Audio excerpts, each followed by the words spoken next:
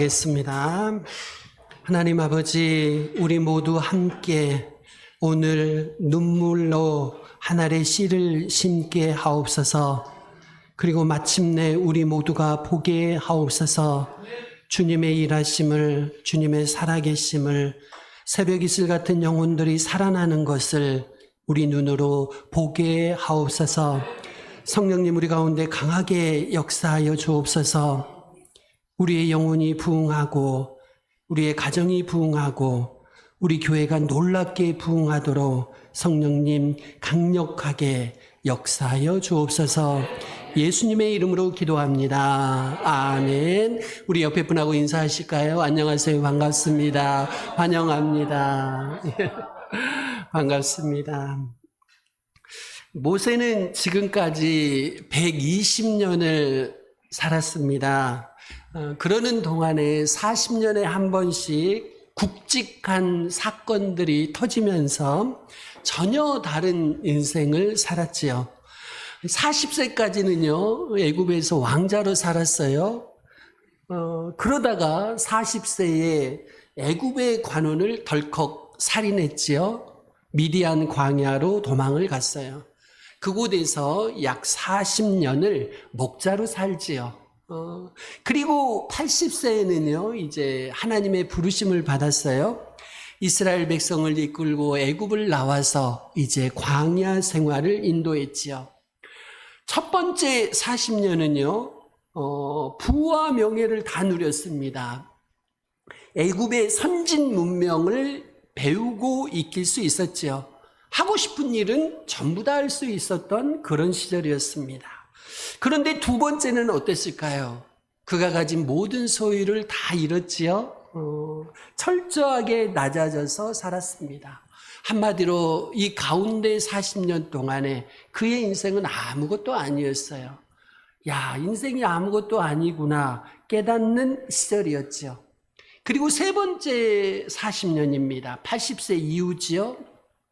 낭만과 좌절, 열등감에 시달리고 있는 그의 인생에 하나님이 찾아오셔요. 한마디로 이때부터 그의 인생이 의미를 갖기 시작합니다. 여러분, 아무것도 아니었던 우리의 인생이 하나님이 찾아오시면 비로소 의미를 갖게 됩니다. 아무것도 할 수 없었던 우리의 인생이 하나님이 찾아오시면요, 그때부터는 하나님의 도우심으로 놀라운 일들을 할 수 있게 되지요. 이제 모세는 이 세 번째 인생을 마무리할 시점에 왔어요. 지난 120년 세월을 돌아보면서 감회에 젖어 있습니다.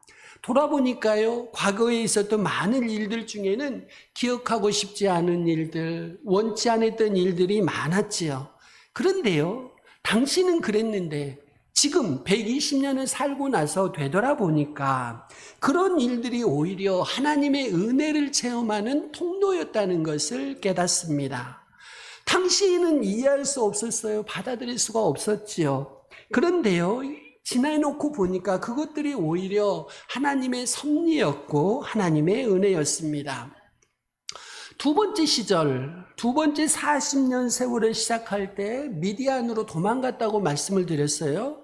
이때 모세는 문화적인 충격에 휩싸였지요. 당시의 애굽은요, 주변 모든 지역에서 가장 앞선 문명이었어요. 가장 탁월하고 우수한 문화를 자랑하고 있었지요. 그런데요, 도망가서 보니까 이 미디안 광야는 그야말로 허벌판이고 자연 그리고 야만에 가까웠지요. 이후에 모세는 오로지 자연의 의지에서 양을 치면서 염소를 치면서 광야 생활을 했습니다. 그러기를 40년을 한 거예요. 자, 모세가 하나님의 부르심을 받았을 때 모세가 한 핑계 중에 이런 게 있었어요. 나는 말이 어눌합니다. 나는 말이 어눌합니다. 어떻게 보면 이것이 변명 같지만요, 사실일 수도 있겠다 싶습니다. 왜냐면요, 광야에서 그 오랜 세월 양치고 염소치며 생활했잖아요. 사람들과 만나서 대화하고 하는 것이 갈수록 힘들어지는 겁니다. 양하고 이야기하는 게 차라리 편할 거예요? 염소하고 이야기하는 게 차라리 편해요? 사람들은 만나면 부담스럽죠. 불편합니다. 점차 말을 잃어가며 생활을 했던 거죠. 모세의 나이 80세 어간에 하나님이 찾아오셔요. 떨기나무를 보니까 불이 붙었는데 타지 않는 겁니다. 그런 모습으로 광야에 있는 모세를 하나님이 찾아오셔요. 모세가 하나님을 찾은 게 아니죠. 하나님이 모세를 찾아오셨습니다. 그리고 그에게 애굽에서 노예 생활을 하고 있는 이스라엘 백성들을 이끌고 나와라, 광야로 들어가라 명령하셔요. 자, 출애굽기 말씀을 보니까 떨기나무에 불이 붙었으나 그 떨기나무가 사라지지 아니하는지라 이렇게 표현해요. 앞으로 일어날 모세의 인생을 잘 보여주는 풍경이지요. 여러분, 80세의 모세의 부르심을 받았을 때 모세는 마치 불이 붙었지만 타지 않는 인생처럼 앞으로 살아가게 됩니다. 여러분, 불이 붙으면요, 타서 다 없어지는 게 정상이죠. 그런데요, 앞으로 모세 인생은 어떤 인생이냐? 불이 붙지만 타지 않는 인생을 살게 될 거예요. 불이 붙지만 소멸되지 않는 인생, 의미 없는 인생이 아니에요. 이제부터는 불이 붙어도 사는 인생을 살 것입니다요.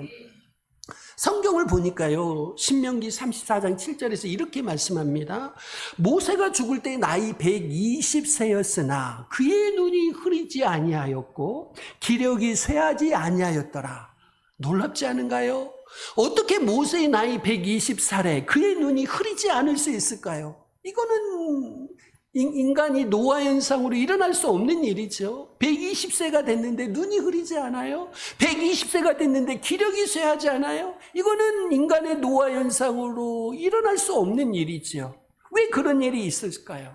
하나님이 불타는 떨기나무처럼 모세의 인생에 임재하셨어요. 하나님의 인생, 임재가, 하나님의 임재하심이 그가 죽을 때까지 떠나지 않으실 거예요.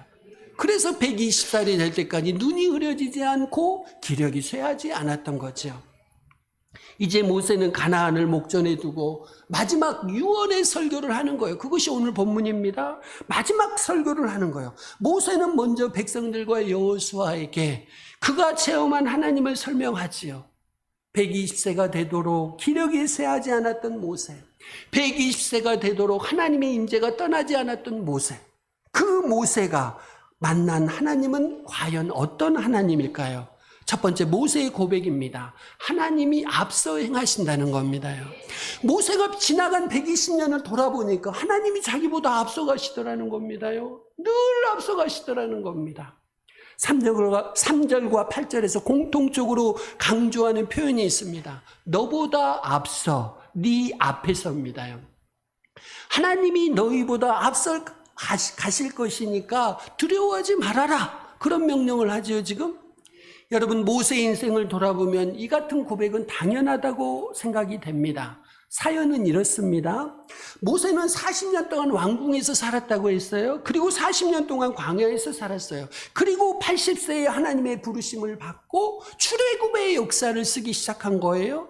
여러분, 모세가 궁중에서 생활할 때는요, 왕궁 생활을 할 때는 힘도 있고 지식도 있고 물질도 있었어요. 젊었습니다. 힘이 펄펄 넘쳤어요.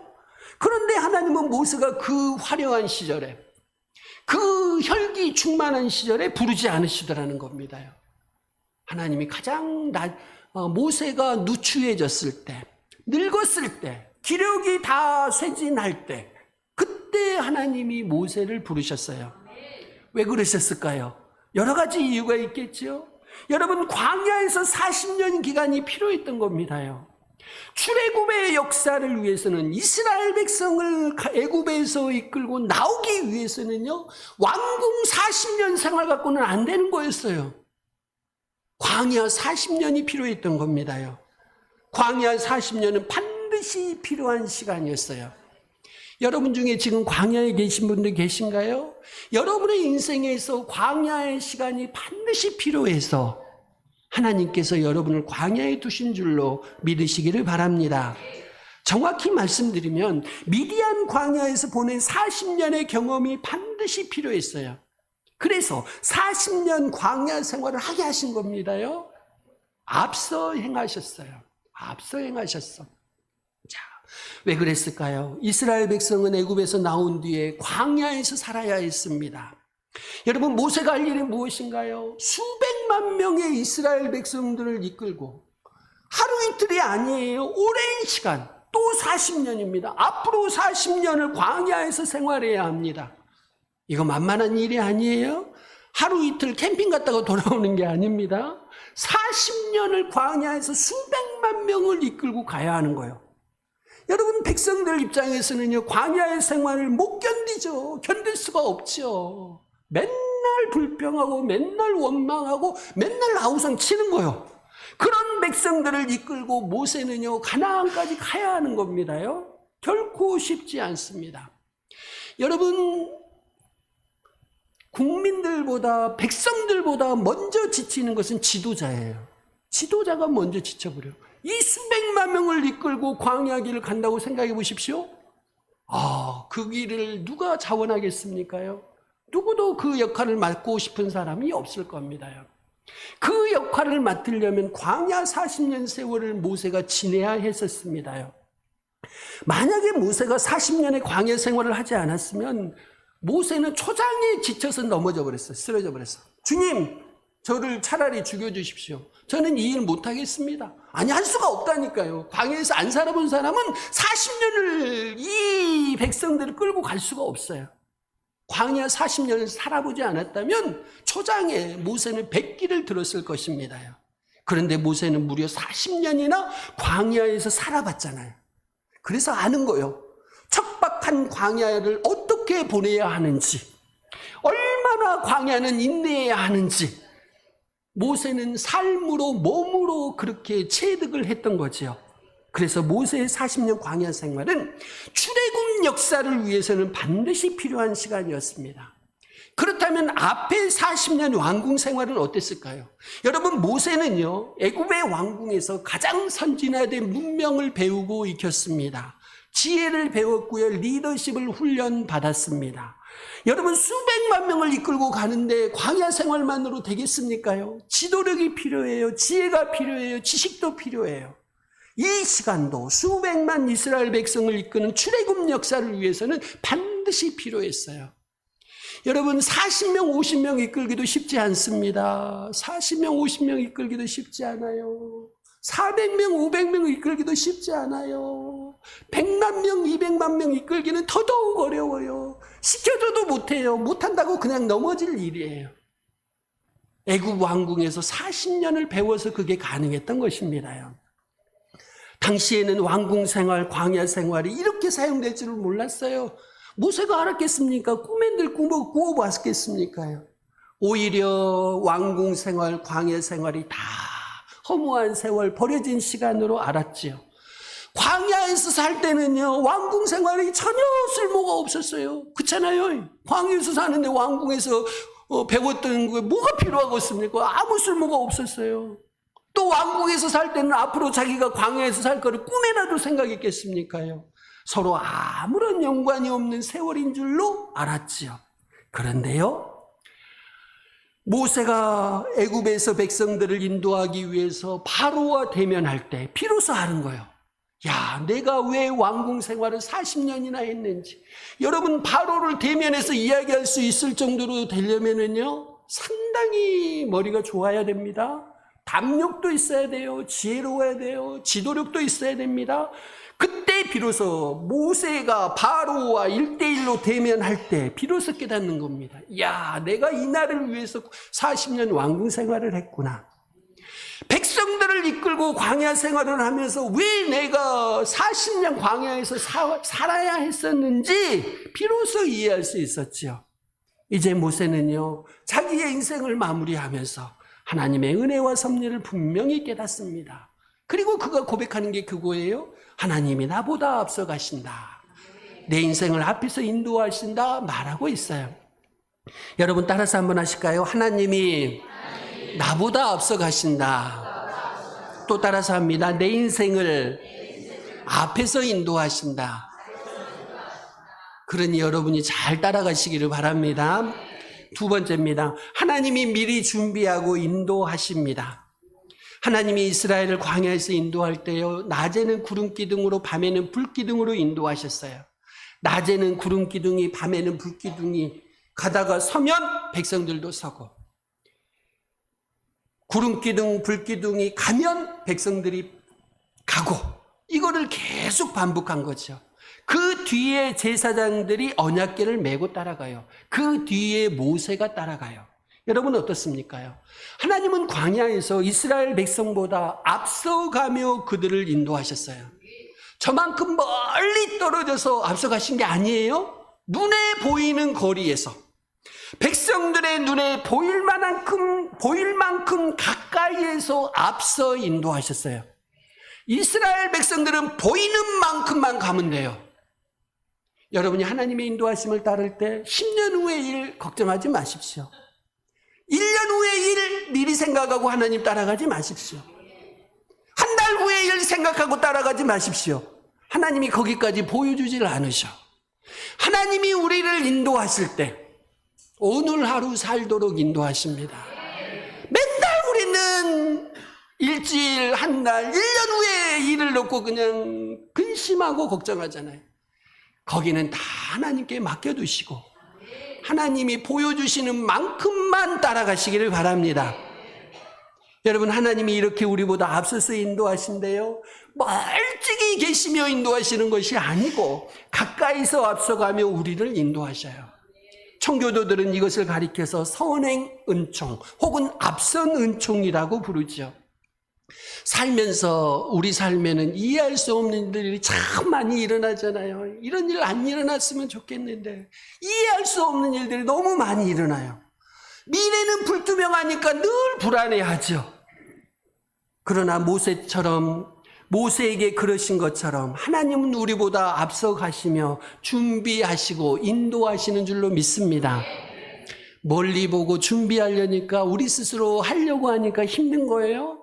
하나님이 보여주신 만큼만 감사하며 기뻐하며 따라가십시다. 하나님이 반드시 우리 삶을 앞서가시며 인도하시는 것을 믿으시기를 바랍니다. 모세는 지금요 백성들과 여호수아에게 이것을 확신하라고 가르치는 겁니다요. 뭘까요? 내가 120년 인생을 살아보니까 하나님은 언제나 나보다 앞서가시고 인도하시더라. 그러니 믿음으로 하나님을 의지하고 따라가라. 가면 가나안 땅에 대적들이 많을 것이다. 그때도 하나님이 앞서가시며 그들과 싸울 것이니까 그들 보고 두려워하지 말고 담대하게 나아가라. 지금 이 말씀을 하는 거죠. 앞으로도 우리도 마찬가지죠. 앞으로도 순탄하겠습니까요? 여러분, 세월이 갈수록 살기는 더 어려워지시죠? 언제 경기가 좋아져 본 적이 한 해라도 있던가요? 해가 지날수록 경기는 나빠졌어요. 해가 지날수록 살기는 팍팍해졌어요. 그런데도 여러분들이 두려워하지 말고 담대할 수 있는 것은 하나님이 앞서가시며 준비하시고 우리를 인도하시기 때문입니다요. 이스라엘 백성들이 그런 겁니다. 가나안 땅에 들어가면 만사형통입니까요? 안 그렇습니다. 그 땅에는 대적들이 우글우글대고 있어요. 잡아먹으려고 그냥 달려들어요. 그런 환경에 들어가는 거예요. 하나님이 그런 환경에 이스라엘 백성들을 넣으면서 말씀하시는 거죠. 내가 너희보다 앞서간다. 내가 그들과 싸울 것이다. 내가 그들을 몰아내줄 것이다. 그러니까 두려워하지 말고 담대해라. 우리 인생에게도 똑같습니다요. 여러분, 우리보다 앞서가신다는 것은 하나님이 우리에게 내려오신다는 뜻이에요. 하나님이 여러분 인생에 내려오신 것을 믿으시기 바랍니다. 성경에 나타나신 하나님은 내려오신 하나님이셔요. 창세기를 보면 하나님이 하늘에 계시지요. 하늘에 계시면서 말씀하셔요. 그러다가 출애굽기에 이르면 하나님이 모세를 시내산으로 부르시죠. 그리고는 하나님이 직접 시내산으로 내려오시지요. 레위기를 보면 어떻습니까요? 아예 하나님이 땅으로 내려오셔요.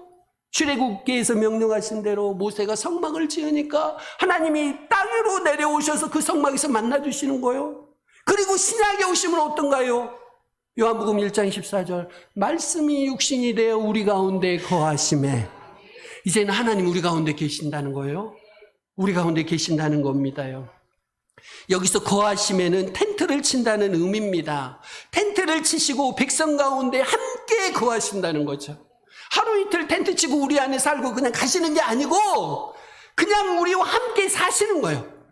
임마누엘의 하나님으로 함께 하셔요. 구름 기둥이 앞서가면 그 뒤로 언약궤가 따르지요. 그 뒤로 모세가 따라가요. 그래서 광야 길을 인도하시는 분은 모세가 아니에요. 이스라엘 백성들을 광야에서 인도하신 것은 모세가 아니에요. 하나님이셔요. 하나님이 이끌고 가시는 거예요. 모세는요, 지도자지만 하나님을 그냥 따라갈 뿐이에요. 저도 여러분 앞에 지도자로 살고 있지만 제가 여러분을 끌 만한 실력이나 능력이 될까요? 없습니다. 없어요. 저는 그저 하나님을 따라갈 뿐이고 여러분도 하나님을 따라갈 뿐이지요. 오늘날은 성령님과 말씀이 앞서가시고 그 다음에 저와 여러분이 따라가는 겁니다. 그러므로 우리는 말씀을 읽을 때마다 앞서가시는 하나님을 고백할 수 있으시기를 바랍니다. 미래가 불투명해서 불안하다고 점을 치고 사주 관상 보고 책을 보시고 그렇게 하실 필요 전혀 없습니다. 우리보다 앞서가시는 하나님을 따라가시기를 바랍니다. 어떻게 따라갈까요? 말씀을 따라서 따라가시기를 바랍니다. 하나님은 만물을 창조하신 뒤에 손 놓고 계시지 않으셔요? 아침마다 해를 떠오르게 하시고 지구가 쉼 없이 돌아가도록 먼저 준비하시고 행하시죠? 하나님은 우리 가운데 임재하셔서 앞서가시고 인도하시고 우리 가운데서 일하고 계시는 줄로 믿습니다. 기도에 대해서 좀 말씀을 드려볼까 합니다. 어떤 초등학생이 학교 수업을 마치고 집에 와서 엄마한테 이렇게 불평합니다. 엄마, 나 학교 안 갈래? 왜 그러냐? 우리 선생님은 무식해. 너무 아는 게 없어. 자기가 모르니까 맨날 나한테 물어보는 거야. 얘가 그렇게 말을 해요? 혹시 이 초등학생처럼 하나님을 오해하고 있지 않으신지요? 선생님은요, 교육의 기술로서 질문을 하는 거죠. 그런데 혹시 우리도요, 하나님은 왜 이렇게 모르는 거야? 왜 자꾸 나한테 기도하라고 하는 거야? 왜 자꾸 말하라고 하는 거지? 하나님은 능력이 없으신가 보다. 여러분이 그렇게 오해하실 수 있어요? 여러분, 우리가 기도하는 것은 하나님이 우리의 사정과 형편을 몰라서 하나님께 알려드리는 게 아니에요. 하나님은 이미 우리의 과거와 현재와 미래까지도 다 아시죠. 그런데 왜 기도하라고 하시는 거예요? 어떤 분이 성경을 읽다가 너희에 있어야 할 것을 다 아시느니라 이 말씀을 보고 너무 은혜를 받은 거예요. 그래서 그때부터 기도하지 않았대요. 그때부터 기도를 안 했어요, 아예. 옆에서 누가 철야기도 하면서 부르짖으면 열심히 통성기도 하면 속으로 이렇게 말하는 거예요. 참 철이 없는 분들이시네. 하나님은 다 아시는데 뭐하라고 저렇게 소리를 지르고 난리까. 속으로 그렇게 하고 있었죠. 속으로 혀를 차고 있었어요. 그래서 이분이 오랫동안 했던 기도가 뭔지 아십니까요? 다 아시죠. 우리 김병구 집사님 가끔 그렇게 기도하신다 그래요? 다 아시죠. 하나님 다 아시니까 알아서 하시라는 겁니다요. 간단하지요? 그 한마디만 했습니다. 기도할 때 다 아시죠. 사실 김병구 집사님 믿음이 상당히 좋으신 분입니다. 그래서 이렇게 우리가 이해할 수 없는 깊은 수준의 기도를 하셔서 그렇게 표현하신 것입니다. 이해하시기 바랍니다. 그러던 어느 날 하나님 앞에서 다 아시죠? 이렇게 기도했더니 뭔가 망치로 자기 뒤통수를 때리더랍니다. 그리고 속에서 들리는 음성이 이겁니다. 그래, 내가 다 안다. 근데 니는 나를 아냐? 네가 나를 모르지 않냐? 그것이 너의 문제야. 그렇습니다. 기도는요, 하나님이 나를 모르시기 때문에 하는 게 아니에요. 우리가 하나님을 몰라서 하는 게 기도입니다. 우리가 하나님을 모르잖아. 너무 모르잖아요. 그래서 하는 게 기도예요. 하나님은 다 아시지만 우리는 정작 내게 있어야 할 것이 무엇인지를 몰라요. 그래서 기도해야 하는 겁니다. 우리는 하나님을 모르고 또 모르는 게 내게 정말 필요한 게 뭔지를 몰라. 우리는 맨날 자식 위해, 건강 위해, 재물 위해 기도하잖아요. 근데 정작 우리에게 필요한 것은 모르는 거예요, 우리가. 그래서 기도해야 하는 겁니다. 기독교의 기도는 과연 무엇일까요? 근본적으로 하나님으로부터 우리가 원하는 것을 얻어내기 위해서 하는 게 기도가 아니에요. 우리에게 정작 있어야 할 것을 하나님께 배우기 위해 기도하는 겁니다. 하나님을 배우기 위해 하는 게 기도예요. 그 배운 것을 얻기 위해 하는 게 기도라고요. 속으로 이런 생각이 드시죠? 하나님 다 아시면, 그리고 내게 정말 필요한 게 무엇인지 아시면 그냥 주시면 안 될까요? 그런데 여러분 어떨까요? 사람은 기도하지 않고 뭔가를 얻으면 지가 잘나서 얻은 줄로 착각하지요. 그래서 기도하게 하셔요. 그래서 감사하게 하시는 겁니다. 기도는 우리보다 앞서 행하신 하나님의 뜻을 깨달아 그 뒤를 따라가기 위해서 해야 하는 것입니다. 우리보다 앞서 가시는 하나님은 과연 어떤 분이실까요? 우리를 먼저 사랑하신 하나님이십니다.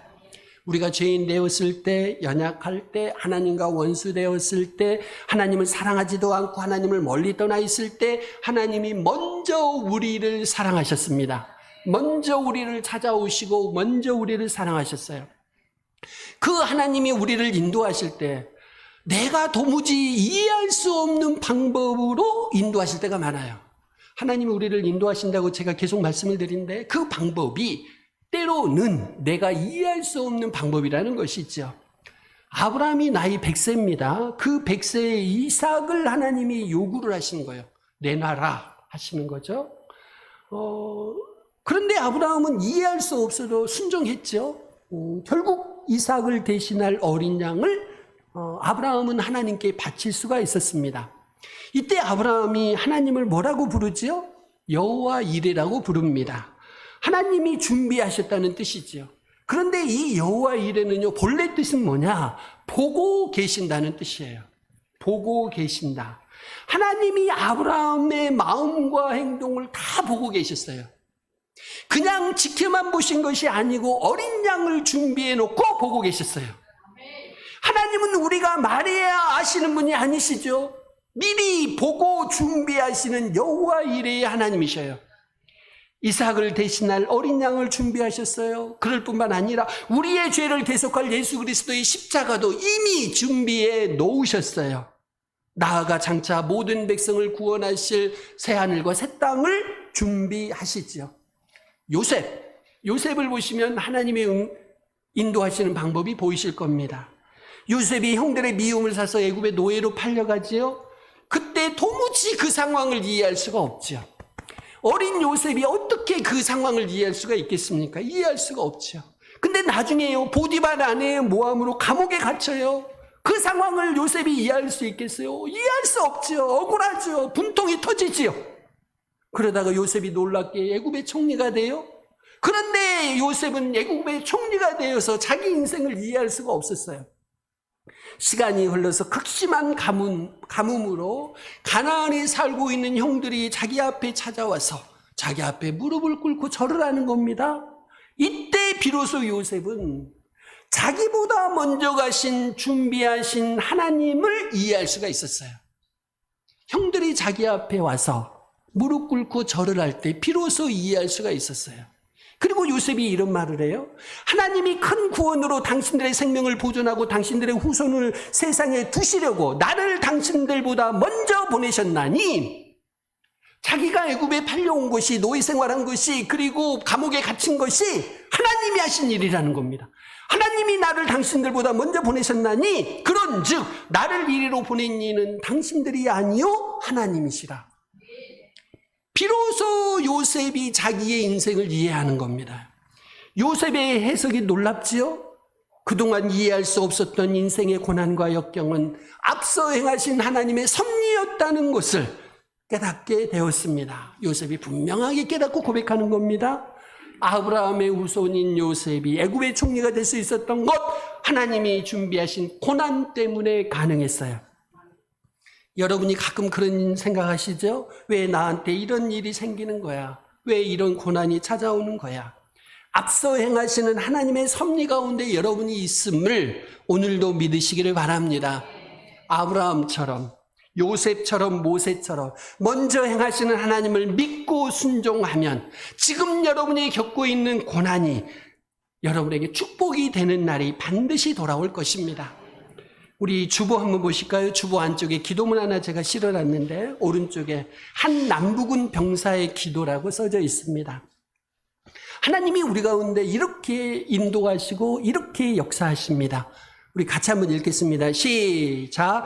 큰 일을 이루기 위해 힘을 주십사 하나님께 기도했더니 겸손을 배우라고 연약함을 주셨습니다. 많은 일을 해낼 수 있는 건강을 구했더니 보다 가치 있는 일을 하라고 병을 주셨습니다. 행복해지고 싶어 부유함을 구했더니 지혜로워지라고 가난을 주셨습니다. 세상의 칭찬을 받고자 성공을 구했더니 뽐내지 말라고 실패를 주셨습니다. 누릴 수 있게 모든 것을 구했더니 모든 것을 누릴 수 있는 삶 그 자체를 선물로 주셨습니다. 구한 것 하나도 주시지 않았지만 내 소원 모두 들어주셨습니다.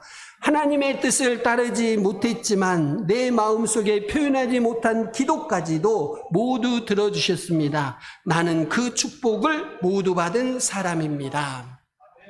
하나님은 때때로 우리의 기도와 다른 응답을 주시기도 해요. 하지만 그것은 하나님이 먼저 행하시는 은혜입니다. 신실하신 하나님은 원치 않는 응답으로 축복을 주십니다. 지금은 해석되지 않아도 미래의 어느 때에 그것이 축복이었음을 감사하며 해석할 날이 올 것입니다. 이것이 앞서 행하시는 은혜입니다. 앞서 행하시는 여호와 이레 하나님을 믿으시면서 말씀과 기도로 순종하며 나아가시기를 바랍니다. 우리 이 시간 같이 기도하시겠습니다. 지금 일어나는 모든 일도 하나님의 섭리와 인도하심 안에 있는 줄로 믿습니다. 그러므로 지금 어떤 상황이든지 지금 어떤 일이 일어나든지 앞서 행하시는 하나님의 은혜를 믿게 하옵소서. 앞서 행하시는 하나님께 모든 것을 맡기게 하옵소서. 많이 걷지 말고 한 걸음씩만 믿음으로 걷게 하옵소서. 많이 살지 말고 오늘 하루만 믿음으로 살게 하옵소서. 같이 기도하시겠습니다.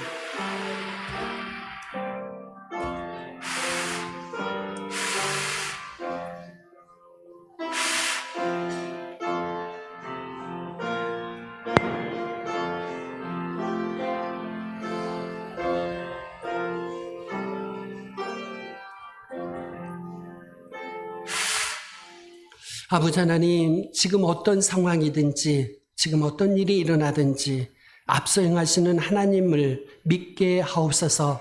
그 하나님께 모든 것을 맡기게 하옵소서.